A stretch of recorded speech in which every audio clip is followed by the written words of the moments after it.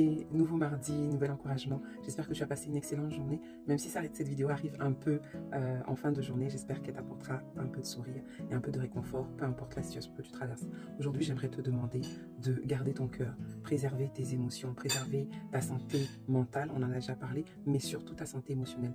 Alors, je ne sais pas si tu es comme moi, mais je suis une véritable éponge. Et je crois que même quand on n'est pas, entre guillemets, naturellement une éponge, il y a vraiment des choses qui peuvent nous affecter.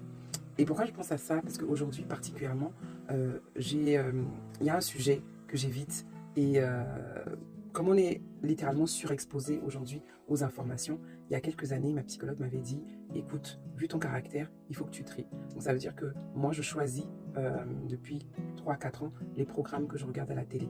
Je choisis, je filtre en fait. Donc je ne laisse plus la télé m'abreuver. C'est moi qui me connecte et qui choisis les programmes. C'est juste un exemple. Et il en va de même pour tout ce qui peut se passer autour de toi, même les fréquentations.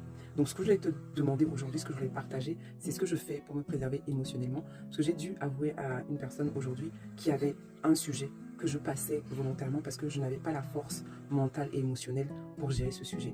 Et c'est une façon pour moi de refuser d'être débordée dans mes émotions. C'est une façon pour moi de refuser qu'une information, que je ne puisse pas finalement gérer émotionnellement une information parce qu'elle va trop me choquer. Et je le sens, je le sais. Quand je vois des news, quand je vois des infos, je laisse passer parce que je sais que là où je me trouve en ce moment, je n'ai pas la capacité émotionnelle de gérer. Donc j'aimerais t'inviter à faire attention à ça, à penser en fait à ces choses qui t'affectent plus que tu ne le voudrais. C'est pas des choses qui sont forcément liées à toi. Ça peut être des informations, ça peut être quelque chose que tu vas lire, ça peut être quelque chose même que tu vas voir. Souvent, il y a des images qu'on va voir et qui restent gravées dans nos têtes toute une vie. Moi, je n'oublierai jamais l'image que j'avais vue. Je ne sais plus quel âge j'avais exactement, mais je me rappelle que c'était la guerre au Rwanda et on montrait comment quelqu'un avait, j'appelle ça sabré, hein, quelqu'un qui était à genoux. Cette image-là, j'étais petite, parce que si on remonte à les dates de la guerre au Rwanda, j'étais petite, je pense que j'avais moins de 10 ans. Et aujourd'hui, à plus de 40 ans, cette image me hante encore. Et c'est peut-être pour ça que ce qui se passe dans la zone à l'est du Congo me touche encore aujourd'hui.